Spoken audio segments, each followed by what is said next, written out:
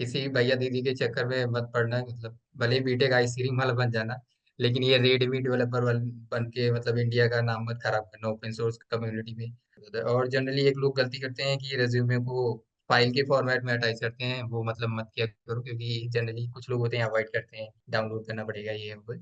जिनको लगता है कि मतलब लिंक्डइन पे इंटरेस्टेड कमेंट कर देंगे तो उनको जॉब मिल जाएगी, तो उन लोगों को भी बोलना चाहूंगा भाई, इतनी ऐसे मतलब चक्कर में मत पड़ो, गलतफहमी है वो, ऐसे लोगों को इग्नोर करो।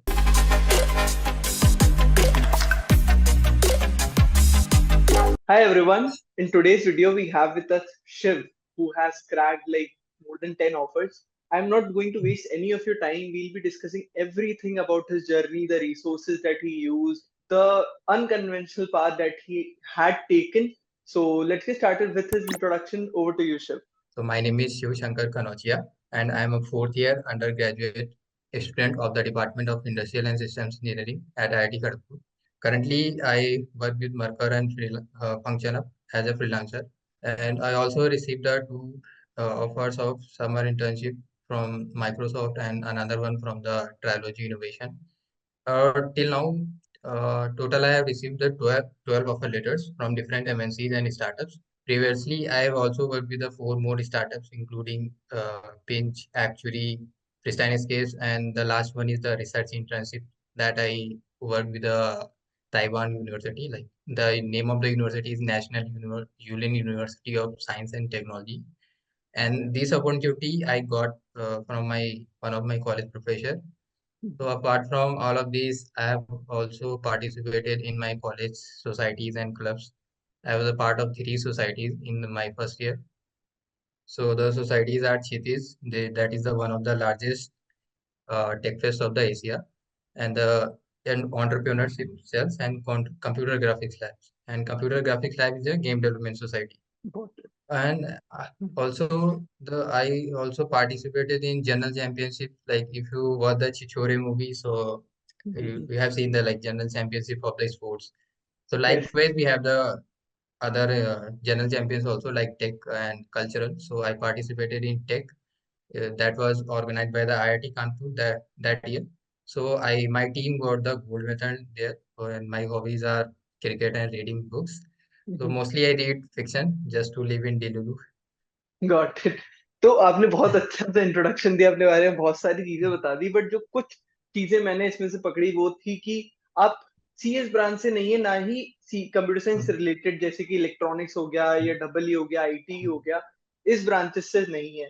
और ऊपर से आपने इतने सारे ऑफर्स क्रैक करे। तो आप मेरे को पहले तो ये बताओ कि जब कॉलेज में घुसे थे इस ब्रांच के साथ तो माइंडसेट क्या था? दूसरी बात, कितने ऑफर्स इसमें से ऑफ कैंपस हैं और कितने ऑफर्स आपको ऑन कैंपस मिले हैं? So when I initially joined my like college, so I already talked with the seniors like how the opportunities our department gets.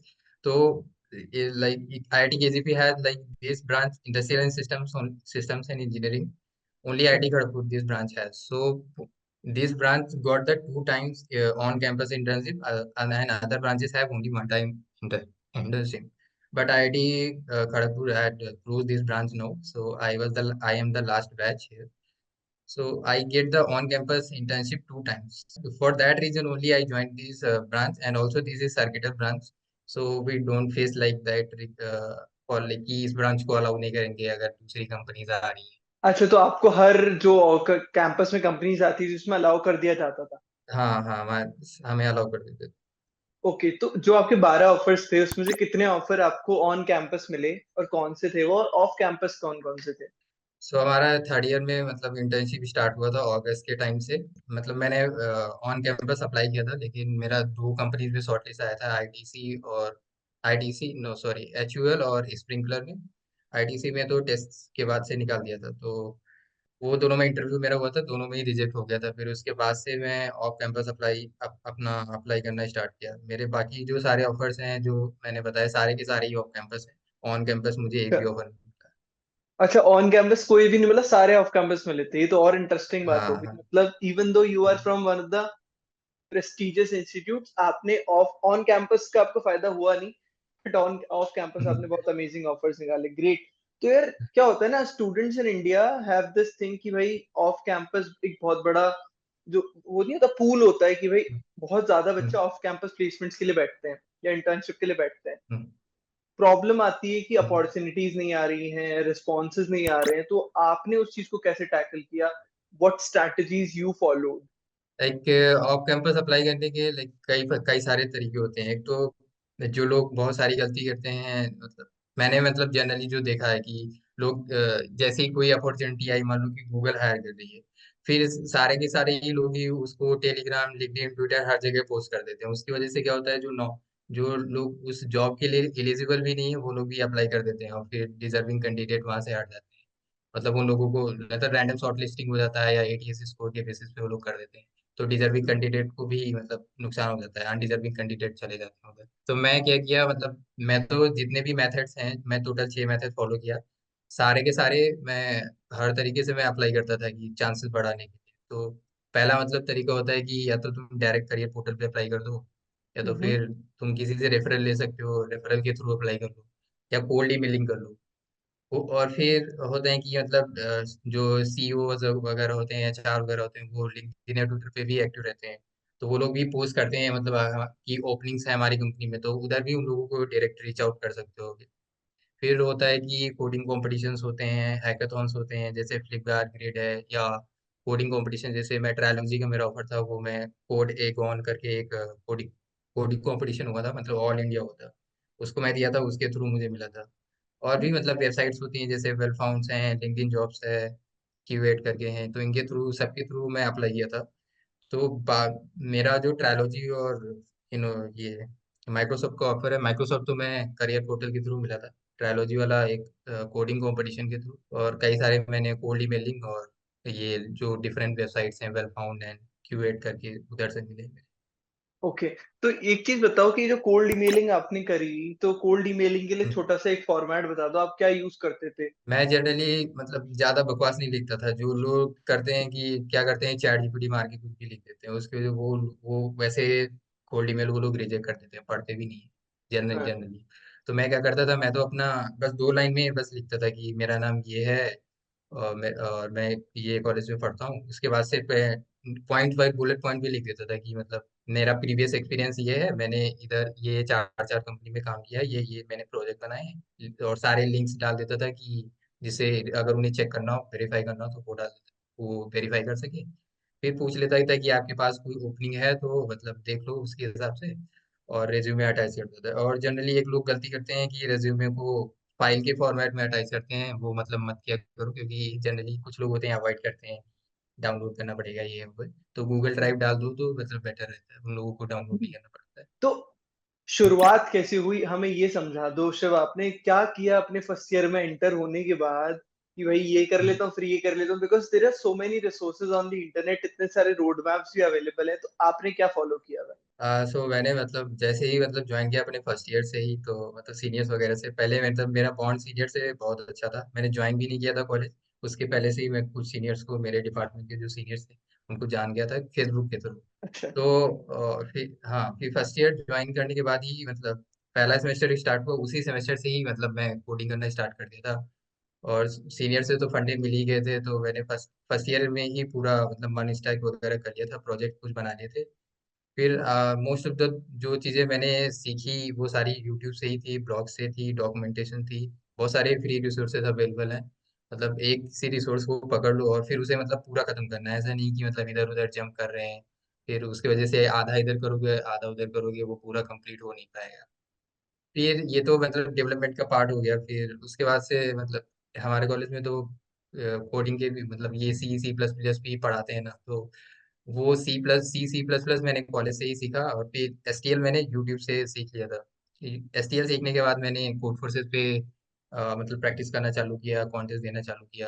बाकी पैरेलली मैंने धीरे धीरे बाकी जो एल्गोरिथम हैं, डीपी रिकर्जन वगैरह, या बाकी ग्राफ्स के एल्गोरिथम, वो धीरे धीरे यूट्यूब से, स्ट्राइवर के चैनल से या कार्तिक अरोड़ा के चैनल से, और भी चैनल मैंने फॉलो किए थे, वो मैं हम्म। बाद में डिस्क्रिप्शन में बता दूंगा तुम्हें। तो हम्म। वो सारे फॉलो किए। और फिर जब हमारा मतलब ये ऑन कैंपस स्टार्ट होने वाला था, उसके 1-2 महीने पहले मैंने लीड कोड स्टार्ट किया। उसके पहले तो मैं सिर्फ कोड फोर्सेस ही करता था। तो हम्म। लीड कोड मतलब इसलिए कि थोड़ा इंटरव्यू टाइप का क्वेश्चंस रहते हैं लीड कोड पे, तो वो इंटरव्यू में वही पूछते हैं। ओए में क्या रहता है कि सीपी तुमको करना ही पड़ता है, तो सीपी अगर अच्छा होगा तो ओए मतलब थोड़ा इजी पड़ेगा। लीड कोड टाइप के अगर क्वेश्चन किए हैं तो स्ट्रगल करोगे मतलब ओए करने में। हम्म। फिर ये सीपीडीएसए वाला पार्ट हो गया। फिर मैंने कोर सब्जेक्ट भी होते हैं, उनको भी तैयार करना पड़ता है क्योंकि वो भी इंटरव्यू में पूछते हैं। कोर सब्जेक्ट्स के लिए मतलब मैंने इंटरव्यू पे ब्लॉग्स वगैरह लिखे रहते हैं, वो पढ़ लिए थे, और उनका शायद कुछ लर्निंग पाथ भी होता है, तो वो भी मैंने देख लिया था, तो उससे मेरा हो गया था। फिर हम्म। मॉक टेस्ट के लिए मैंने मतलब अपने दोस्तों से बोल दिया था कि एक ही मतलब मॉक टेस्ट दिया था अपने दोस्त के साथ, जिससे मतलब मेरा मेरा पूरा रेज्यूमे का ओवरव्यू हो गया, रेज्यूमे प्रिपेयर हो गया, तो मतलब हो गया था प्रिपरेशन उसके अकॉर्डिंग। Got it. तो अच्छा ठीक है, आपने प्रिपरेशन तो इस हिसाब से कर ली, पर क्या होता है ना, हाँ। हर एक स्टूडेंट जो कि ऑनलाइन रिसोर्स देखने जाता है, फ्री रिसोर्स देखने जाता है, प्रॉब्लम्स हम्म, बहुत ज्यादा आती है उन्हें। ठीक है, वही जैसे कि आपने चीज हम्म, बोली कि यार जो ग्रास्पिंग पावर होती है ना, ऑब्वियसली वो सबकी डिफरेंट होती है। लोग पढ़ पढ़ के भूल हम्म। जाते हैं, कोई पर्टिकुलर स्टैट सीखा अब उसे भूल गए, कोई डीएसए अब डीपी आज कर ली, अब 2 महीने बाद देख रहे तो भूल गए। तो ये चीज आपके साथ भी होती थी? हाउ यू प्रैक्टिस कैसे करते थे आप बेसिकली, वो मैं जानना चाहता हूँ। मतलब एक्टिव रहना पड़ेगा, वरना अगर जैसे कुछ किया 1-2 महीने बाद में फिर छोड़ दिया तो फिर वो वैसे सबका ही रहता है, थोड़ा थोड़ा भूलने भूलने लगोगे।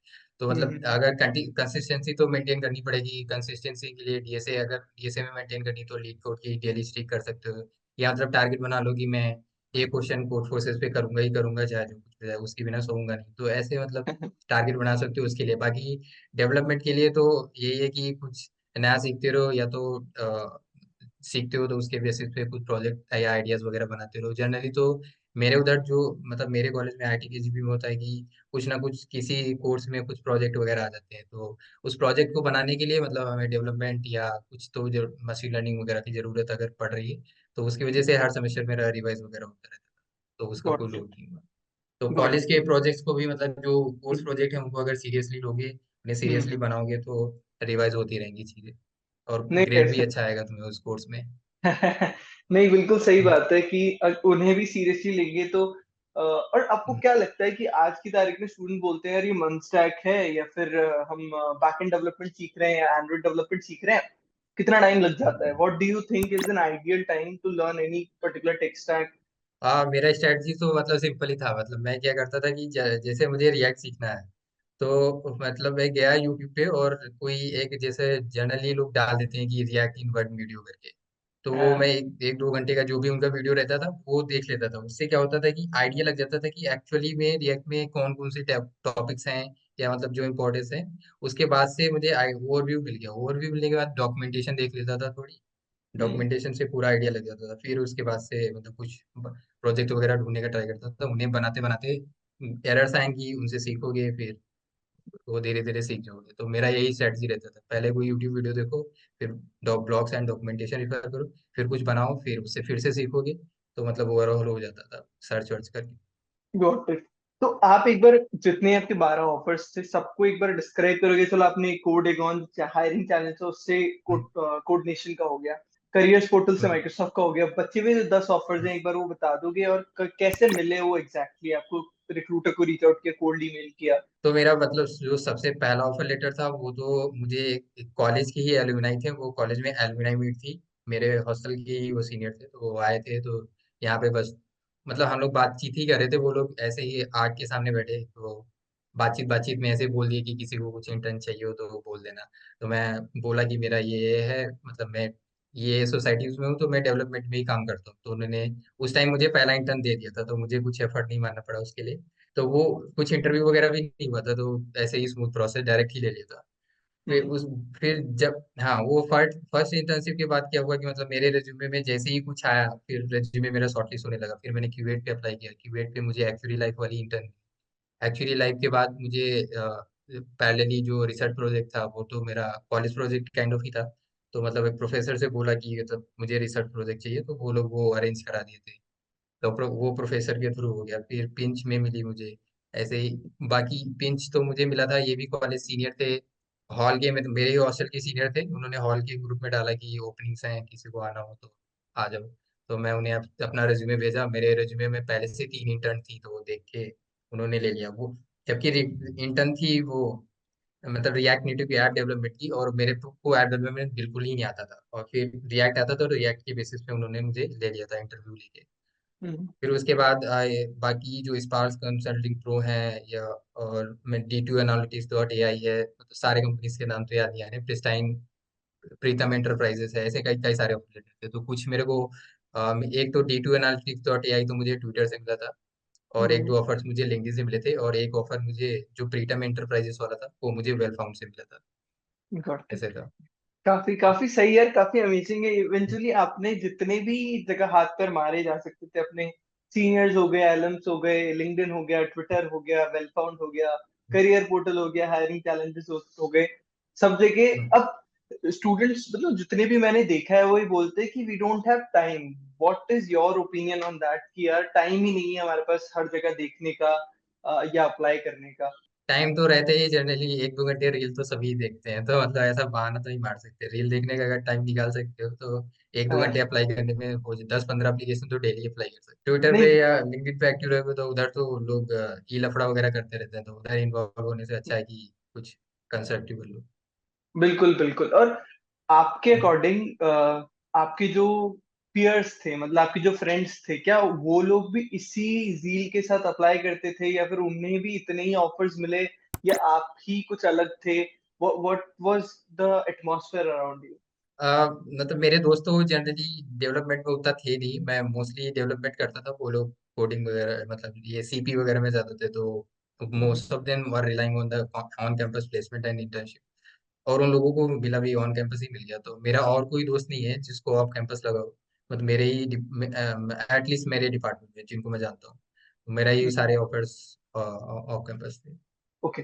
तो अगर ब्रीफ में आप बताना चाहो कि आपने कौन से रिसोर्सेज यूज करे थे, कुछ टॉप पे नाम याद आ रहे हो? जैसे आपने कुछ बोला, स्ट्राइवर का रिसोर्स हो गया, कार्तिक हम्म। कार्तिक अरोड़ा का हो गया, और कुछ याद आ रहे हो अगर? मतलब मैं ज्यादा एफर्ट्स, मतलब यूट्यूब वगैरह पे भी ट्यूटोरियल हेल्प वगैरह में नहीं फंसा, तो C++ तो मैंने कॉलेज लेक्चर स्लाइड से कर ली थी, और कॉलेज में कोर्सेज भी होते हैं, मतलब लैब्स वगैरह होती है, तो वो मैंने उन्हें ध्यान से किया था, तो उसकी वजह से वो प्रिपेयर हो गया मेरा। C++ हो गया था। फिर सी मतलब और सारी एल्गोरिथम करने के लिए तो मतलब मैंने सारी ये स्ट्राइबर की वीडियो देखी, और कार्तिक अरोरा की डीपी वाला वीडियो देखा है, bit mask DP with bit masking वाले वीडियोस देखे हैं।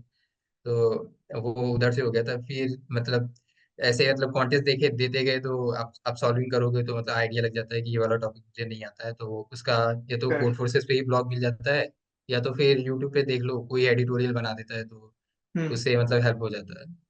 गॉट बाकी इट। बाकी यूट्यूब मैं उसका तो बोल ही दिया था कि डेवलपमेंट देखने के लिए, मतलब मैं यूट्यूब पे वीडियो देख के फिर ब्लॉग्स एंड डॉक्यूमेंटेशन ही देखा।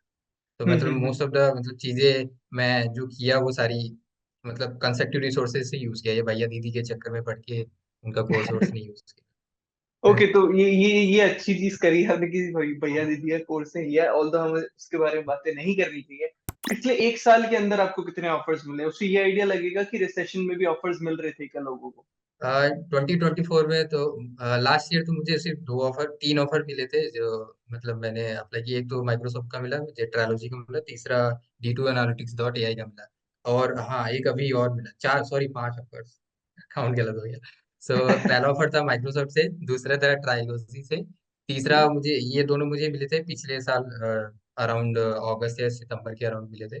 फिर उसके बाद मतलब 2024 में मुझे 3 ऑफर मिले, जो फंक्शन अप से था, मरकौर से था, और एक ऑफर मुझे D2 Analytics.ai से था। तो 5 ऑफर टोटल मिले। तो ऐसा कुछ नहीं है कि मतलब हो रही स्किल्स वगैरह हैं तो हायरिंग हो रही है, अब आप एफर्ट मारना पड़ेगा, मतलब आप कन्वर्जन रेट तो मतलब कम ही है, अप्लाई करोगे 200 रिप्लाई आएंगे 5-10, तो एफर्ट मारोगे तो कहीं ना कहीं हो ही जाएगा। और आपने अपने जो स्किल्स हैं, जितनी प्रोजेक्ट्स आपने करे, उन्हें ऑनलाइन कहीं पर डाल रखा है, पोर्टफोलियो बना रखा है कहीं? मतलब प्रोजेक्ट तो मतलब उतने मेरे खास नहीं है, क्योंकि मुझे इंटर्न ही इंटर्न मिलते गए, तो मतलब मैं मेरे जो प्रोजेक्ट्स हैं वो सारे कॉलेज के ही जनरली प्रोजेक्ट हैं, जो मैंने कोर्स वगैरह किया है, तो उसके ही गॉट है। इट। तो और जो मतलब मैं कुछ सीखा, जब मतलब कोई टेक स्टैक वगैरह सीख रहा था, उस टाइम अगर कुछ बनाया तो वो सिंपल चीजें ही हैं, उतनी ज्यादा डिफिकल्ट चीजें नहीं, जो सभी बनाते हैं वही है। बाकी मैं गिटहब डाल दूंगा, अगर देखना हो किसी को तो देख Okay, last two questions. First is, what is the most difficult part in cracking the opportunities? सकते। डिफिकल्ट पार्ट तो सबसे ज्यादा है मेरे ख्याल से, इंटरव्यू मिलना ही सबसे ज्यादा डिफिकल्ट है। काफी सारी लोग मतलब मतलब लोग मिस्टेक्स करते हैं इधर उधर, जो जंप करते रहते हैं रिसोर्सेज वगैरह पे। तो वो हम्म। एक प्रॉब्लम है। बाकी जो मतलब एक तो मतलब ले ऑफ्स वगैरह हो रहे हैं, उसकी वजह से तो हायर तो कम ही कर रही है कंपनी। Opening correct. वगैरह जैसे ही कोई आती है, फिर वो लोग इधर उधर शेयर हो जाती है, ट्विटर लिंक्डइन वगैरह हर जगह। उससे क्या होता है, मास अप्लाई कर देते हैं। फिर प्रॉब्लम है कि मतलब उस जॉब के लिए जो सुटेबल कैंडिडेट नहीं है वो भी अप्लाई कर दिया। अब रिक्रूटर के पास इतने सारे रिज्यूमे हैं तो मतलब डिसाइड तो नहीं कर पाएगा ना। तो हम्म। वही है कि मतलब random shortlisting luck factor आ जाता है। तो वो मतलब अगर उस चीज को ओवरकम करना है तो मतलब रिज्यूमे तुम्हारा स्टैंड आउट होना चाहिए, तुम्हारा सीजीपीए ज्यादा होना चाहिए, ये सब चाहिए। और मतलब अगर किया है एक्चुअली में, तुमने कुछ कंट्रीब्यूशन किए हैं, ओपन सोर्स कंट्रीब्यूशन कर रखे हैं, रेटिंग अच्छी है, तो मतलब और तुम्हारा रिज्यूमे ऑब्वियसली शॉर्टलिस्ट होगा। तो ओके, वन मोर थिंग, कोई स्पेसिफिक मिस्टेक जो आप पॉइंट आउट करना चाहोगे यहाँ पे? स्पेसिफिक मिस्टेक्स यही है कि मतलब किसी भैया दीदी के चक्कर में मत पड़ना। मतलब भले ही बीटेक आइसक्रीम वाला बन जाना, लेकिन ये रेडमी डेवलपर बन के मतलब इंडिया का नाम मत खराब करना ओपन सोर्स कम्युनिटी में। और लीड कोड कंसिस्टेंसी अगर तुम्हें मेंटेन ही करनी है तो एडिटोरियल से तो मत ही छापोगे इनबॉक्स मेंटेन करने के लिए। और भी देखा मतलब वो उधर एडिटोरियल सेक्शन में वन लाइनर वाले लोग मिलते हैं कि मतलब leet code solution one liner, तो उनके चक्कर में भी नहीं पड़ना है। क्योंकि एटलीस्ट जब इंटरव्यू देने जाओगे तो तुम्हें वन लाइनर नहीं एक्सप्लेन करना है, वो तुम्हें पूरा पूरा स्टेप बाय स्टेप तुम्हें पहले ब्रूट फोर्स बताना है, फिर ऑप्टिमाइज बताना है। तो जब तक तुम्हें प्रॉब्लम आता नहीं होगा तो एक्सप्लेन नहीं कर पाओगे। तो यही लोग हम्म। जनरली यही लोग करते हैं कि मतलब पहले क्या करेंगे, कुछ इधर फर्स्ट ईयर ये थर्ड ईयर तक ऐसे ही इधर उधर पूछते रहेंगे कि रिसोर्सेज बता दो, रिसोर्सेज बता दो, कहाँ से क्या पढ़ना है। और फिर जब ऐसे ऐसे करते हैं उनको थर्ड ईयर फोर्थ ईयर आ जाता है, फिर उन्हें तो पता लगता है कि अभी तक तो मैंने कुछ किया ही नहीं। और फिर हम्म। पीयर प्रेशर आ जाता है। फिर उस हम्म। प्रेशर में वो लोग क्या करते हैं, किसी रैंडम किसी भैया दीदी को जो फैन के नाम पे अपने सपने बेच रहे हैं, उनको उनको वो लोग फॉलो कर लेते हैं, जिनकी खुद की कोई क्रेडिबिलिटी है नहीं। मतलब ऐसे मेरा तो मानना है मतलब कि जिससे भी फंडे ले रहे हो उसकी पहले मतलब क्रेडिबिलिटी देखो कि एक्चुअली उसने उस पर कुछ काम वगैरह किया भी है कि नहीं।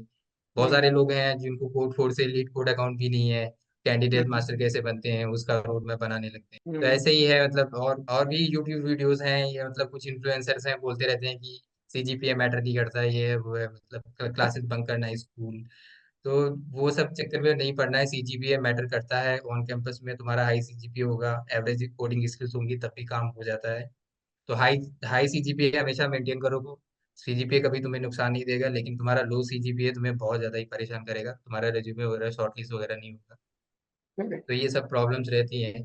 फिर हम्म। होता है कि लोग होते हैं कि अपनी लर्निंग्स को सोशल मीडिया पे पोस्ट वगैरह नहीं करते हैं। तो do share them, like you will get many opportunities through it. और नेटवर्किंग करने से वैसे भी काफी ज्यादा हेल्प होती है। तो यस। लिंक्डइन पे हमेशा मतलब लिंक्डइन को भी अप टू डेट रखो। ऐसा नहीं कि मतलब तुमने इंटर्न मार रखी है और तुम्हारा लिंक्डइन पूरा डेट पड़ा है, फोटो नहीं लगा रखी है, तो तुम्हारा गेटअप में कुछ है नहीं। तो ऐसे ही मतलब बना के रखना है, पोर्टफोलियो वगैरह बना के रखा है।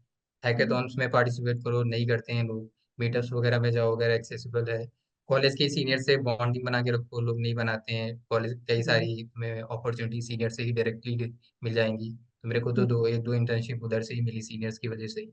तो hmm. So bond well with the seniors. और गॉट फिर लोग होते हैं जो लिंक्डइन पे चलाते हैं, तो मैं देखा हूँ जिनको लगता है कि मतलब लिंक्डइन पे इंटरेस्टेड कमेंट कर देंगे तो उनको जॉब मिल जाएगी। तो उन इट। लोगों को भी बोलना चाहूंगा भाई, इतनी ऐसे मतलब चक्कर में मत पड़ो, गलत फहमी है वो, ऐसे लोगों को इग्नोर करो। तो जो करेक्ट। लोग कॉलेज में जाने वाले हैं या अभी कॉलेज में हैं, तो ऐसे मतलब किसी भी रैंडम पर्सन को सोशल मीडिया पे फॉलो मत करो, किसी का अंधभक्त बनने की जरूरत नहीं है। उनकी क्रेडिबिलिटी चेक करो, उनका दिमाग, खुद का दिमाग लगाओ, उसके बाद खुद डिसाइड करो कि मतलब तुम्हें क्या करना है। ग्रेट। अमेजिंग पॉइंट्स यार, बहुत ही। हम्म, घास का पार्ट तो काफी ज्यादा अमेजिंग था। Thanks a lot Shiv for your time, बहुत अच्छा लगा आपसे बात करके। आई होप जितने लोग देख रहे हैं वो उनके दिमाग में और भी डाउट्स होंगे, you can connect directly with Shiv with the link in the description. के सारे सोशल हैंडल्स आपको मिल जाएंगे। मेरे लिए कोई डाउट है तो please comment it down, and we'll meet in the next video. Till then, bye bye, take care.